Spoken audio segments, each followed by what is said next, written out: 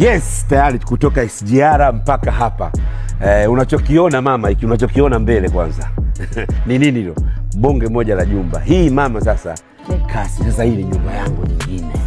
Hii nyumba yangu ya pili. Na hii nyumba sasa hivi sasa ukija Dar es Salaam. Ukija Dar es Salaam hamfikii pale ninapokaa. Kwa kuja sema mtakuwa mnasikia hapa. Hii ni nyumba yangu na nimeikabisha, nikasema kabla sijamuita mtu yoyote. Hakuna mtu aliyoiona. Nikamwambia panda SGR, njoo ione. Hii ni nyumba mali yangu. Na ipo kubwa. Umeona ipo huku. Njoo. Umeona kuanzia huku unazunguruka. Njoo. Lote hilo mamangu. Na kule sasa niulize kule kwa nini? Kule nimeweka watu ambao watakuwa wasaidizi wangu. Mtu ambaye anapika, walinzi, watu wa usafi wanakaa kule. Uka kule ipa kamera kisogo wanakaa kule. Kule wanakaa wasaidizi wangu ambao mtu kupika kufanya nini? Wote wanakaa kule.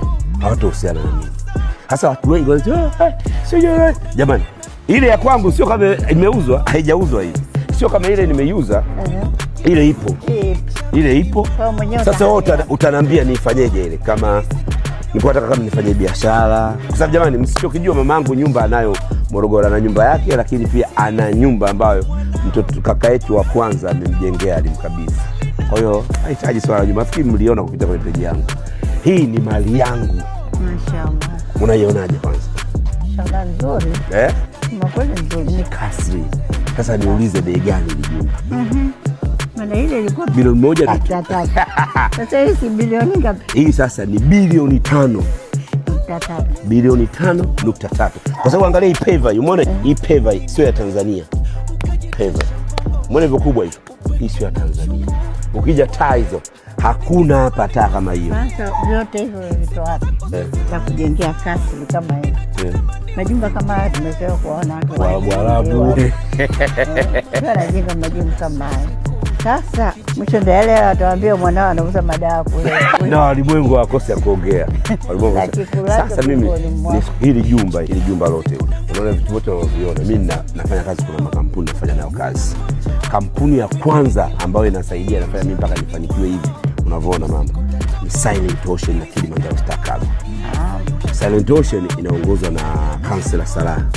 Mdogo wake Ghali Said Mohamed.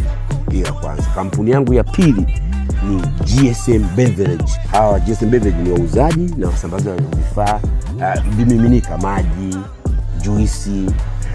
Lakini kampuni yangu ya tatu ni Kilimanjaro Meat na Kilimanjaro Fresh. Hawa wanauza sausage, wanauza na maziwa.